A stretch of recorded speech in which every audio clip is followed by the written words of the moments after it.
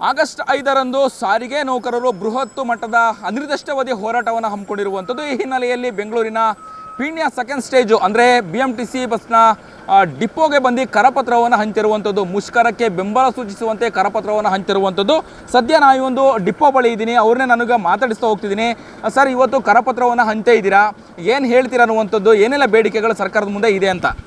ನಾವು ಏನು 4 ವರ್ಷಕ್ಕೊಮ್ಮೆ ನಮ್ಮ ಅಗ್ರಿಮೆಂಟ್ ಇದೆ, ಅದರಂತೆ ನಮಗೆ 4 ವರ್ಷಕ್ಕೊಮ್ಮೆ ಅಗ್ರಿಮೆಂಟ್ ಆಗಬೇಕು.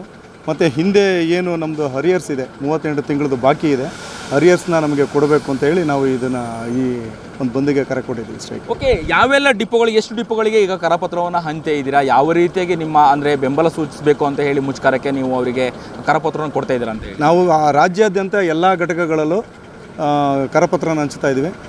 BMTC, KSRTC, ಈಶಾನ್ಯ, ವಾಯು 4 ನಿಗಮಗಳಿಗೆ ನಾವು ಕರಪತ್ರನ ಹಂಚುತ್ತಾ ಇದ್ದೀವಿ. ಓಕೆ, ಏನು ಹೇಳ್ತಾರೆ ಸಾರಿಗೆ ನೌಕರರು, ಚಾಲಕರು ಮತ್ತು ನಿರ್ವಾಹಕರು ನಿಮಗೆ ಯಾವ ರೀತಿಯಾಗಿ ಸಹಕಾರ ಕೊಡ್ತಾ ಇದ್ದಾರೆ ಅಂತ? ಇಲ್ಲ, ಎಲ್ಲ ನೌಕರರು ಸಹ ಎಲ್ಲರ ಮನಸ್ಸಲ್ಲೂ ನಮ್ಮ ಹಕ್ಕೇನಿದೆ, ನಾವು ಭಿಕ್ಷೆ ಬೇಡ್ತಾ ಇಲ್ಲ, ಯಾವುದೇ ಬಿಟ್ಟಿ ಭಾಗ್ಯಗಳನ್ನ ಕೇಳ್ತಾ ಇಲ್ಲ, ನಾವು ಕೇಳ್ತಾ ಇರೋದು ನಮ್ಮ ಹಕ್ಕನ್ನು ಕೇಳ್ತಾ ಇದ್ದೀವಿ.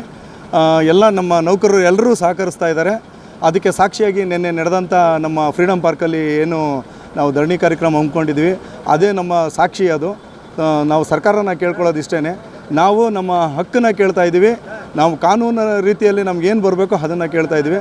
ಅದು ಬಿಟ್ಟು ಬೇರೆ ಯಾವುದೂ ನಾವು ಕೇಳ್ತಾ ಇಲ್ಲ.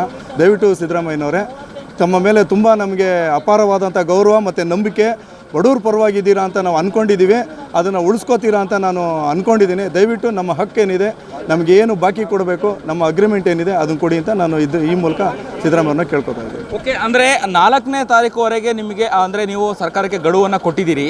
5ನೇ ತಾರೀಕು ಮುಷ್ಕರ ಮಾಡುವಂಥ ಹಿನ್ನೆಲೆಯಲ್ಲಿ ರಸ್ತೆಗೆ ಅವತ್ತು ಆಗಸ್ಟ್ 5ರಂದು ಬಸ್ಗಳು ಇಳಿಯುತ್ತಾ ಇಳಿಯಲ್ಲ ಅನ್ನುವಂತಹ ಪ್ರಶ್ನೆ ಸಾರ್ವಜನಿಕರು.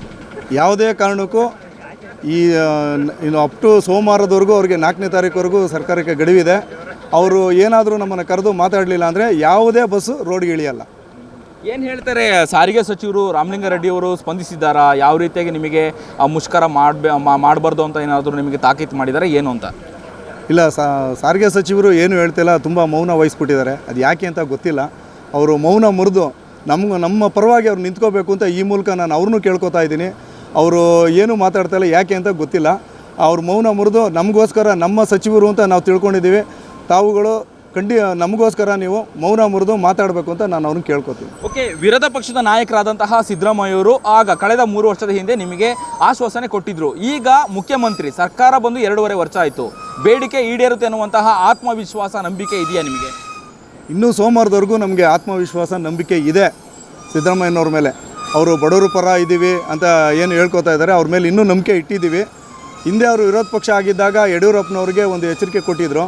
ಈಗ ಅದನ್ನು ಅವರು ಜ್ಞಾಪಿಸ್ಕೊಂಡು ನಮಗೆ ನ್ಯಾಯ ಕೊಡಬೇಕು ಅಂತ ನಾನು ಕೇಳ್ಕೊತಾ ಇದ್ದೀನಿ. ಎಸ್, ಓಕೆ, ಇದಿಷ್ಟು ಸಾರಿಗೆ ನೌಕರರು ಹೇಳುವಂಥದ್ದು. ನಮಗೆ ಸರ್ಕಾರದ ಮೇಲೆ, ಮುಖ್ಯಮಂತ್ರಿ ಸಿದ್ದರಾಮಯ್ಯರ ಮೇಲೆ ನಂಬಿಕೆ ಇದೆ, ಆತ್ಮವಿಶ್ವಾಸ ಇದೆ, ನಮ್ಮ ಬೇಡಿಕೆಯನ್ನು ಈಡೇರಿಸ್ತಾರೆ ಅನ್ನುವಂತಹ ಮಾತನ್ನು ಸಾರಿಗೆ ನೌಕರರು ಹೇಳುವಂಥದ್ದು.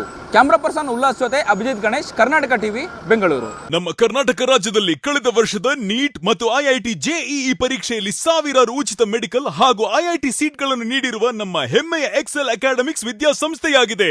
1 ವರ್ಷದ ಲಾಂಗ್ ಟರ್ಮ್ ನೀಟ್, CET ಮತ್ತು IIT JEE ದಾಖಲಾತಿ ಪ್ರಾರಂಭವಾಗಿದೆ. ಮೆಡಿಕಲ್ ಅಂದರೆ ಎಕ್ಸೆಲ್, ಎಕ್ಸೆಲ್ ಅಂದ್ರೆ ಮೆಡಿಕಲ್. ನಾನು 86 kg ಇದ್ದವಳು 71 kg ಬಂದಿದ್ದೀನಿ. ವಯಸ್ಸಾದ್ಮೇಲೆ ಸ್ಮಾರ್ಟ್ ಆಗಿ ಕಾಣ್ತೀರ ಅಂದ್ರೆ ಜಿನ್ನಿ. 126 kg ವೇಟ್ ಇದೆ. ನಾವು ಈಗ 114 kg ಲೆಕ್ಕ ಬಂದಿದ್ದೀವಿ. ಯಾವುದೇ ಸೈಡ್ ಎಫೆಕ್ಟ್ ಆಗಿಲ್ಲ. 84ರಿಂದ 50 kg ಬಂದೆ. ಆಮೇಲೆ ಸಣ್ಣಗೆ ಫಿಟ್ ಆಗಿದ್ದೀನಿ. ಅದಕ್ಕೆ ನಾನು ಯೂಸ್ ಮಾಡ್ತಾ ಇರೋದು ಜೀನಿ ಸ್ಲಿಮ್.